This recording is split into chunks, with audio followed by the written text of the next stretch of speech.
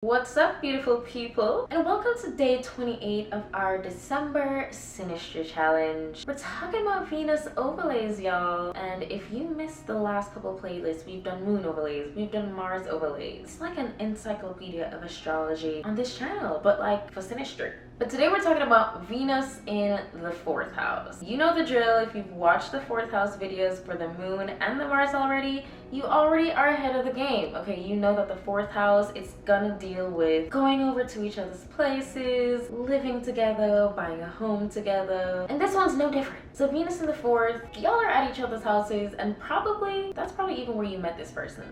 Maybe you were invited to a house party, but you didn't know whose house it was, you know? Or you're going over to your friend's house for the first time and it's their sibling. Scandalous! But the Venus person gets really shy here. It's like Venus enters this arena, they're not used to it, and they just kind of like don't know how to act, so they stand behind a lot and observe the house person before like any interaction. With the moon in the 4th house, you guys are both shy, but in this one, even though the Venus person is shy, the house person is not necessarily shy. They're just quiet. But they're one of those quiet but popular people. Everyone knows that person, but it's like none of them realize that they all know the same person. That's like the type of popularity the house person has. But the Venus person likes that you're this like cool but low-key person, you know? They like your humility. So the house person, even if they are naturally on their own, more of the like life of the party type, with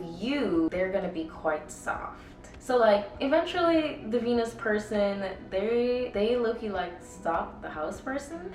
And eventually they get more and more brave with their stalking. And eventually the house person starts to pick up that everywhere they are, there's this person that's kind of like always there, but they've never really spoken to this person. So, you know, the house person will take it upon themselves to finally introduce themselves to the Venus person. And of course the Venus person's like freaking out because they're like, oh my gosh, I thought I was like doing this incognito thing. Is this a Joe Goldberg moment? No, but you know, once the house person starts speaking to you, realize like, oh, you know, like they're willing to match my energy. So once you guys start hanging out, you know, you definitely feel like the house person's special person because they're never gonna leave you out of anything. They want you to feel included in everything that they do. It's very much like, I want you to know that you have a place here always. If you have no home, your home is with me.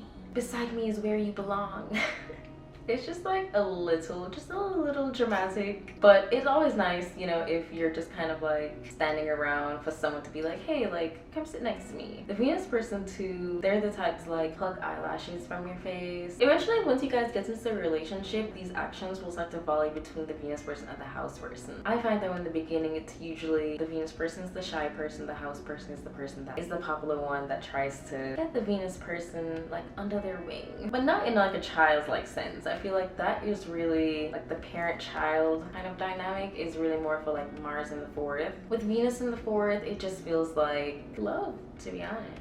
I will say y'all's friends hate you guys because, not really hate, but once you guys get together, it's like you never come out with them anymore. Not like you ditch your friends, it's just you're not going out as more with them, but you're still talking to them, and your friends usually get along with your significant other in this overlay. But yeah, it's just like you never come out with us anymore, or it's like you're always leaving the event early now, and you're telling people that you're going home, but really y'all are going to y'all favorite food store, favorite restaurant, you're picking up the usual, and you know, sometimes you're having it there. Moon in the 4th house, that's more of a takeout overlay. Venus in the 4th house, like, it's like, okay, like, let's dine in, you know, get us a intimate booth in the back, a little 2-person seater. You guys are probably sitting next to each other, but yeah, you guys, it's almost like you have more social energy when it's just the 2 of you as opposed to when it's both of you out with a larger group. But yeah, this is another one that's good vibes. It can get quite emotional. Like, you guys are the type to cry watching movies together. And like I said, it can be quite dramatic. So if those emotions are turned on each other, it can be sometimes like silent treatment, you know, very watery, Cancer, passive aggressive type. But honestly, for those parts of the overlay to come out, it really depends on other things that you have going on with your chart. So if you're mixed with some like 8th house synastry as well, then that's when this overlay can be a little bit more like I'm gonna try to get a reaction out of you, or I'm gonna try to like scheme it so like you want me in the way that I want you. Overall, I think it's mostly just like cute, friendly, safe, with a healthy dose of romance type relationship. But yeah, that's all I have for you guys. Catch you on the flip side.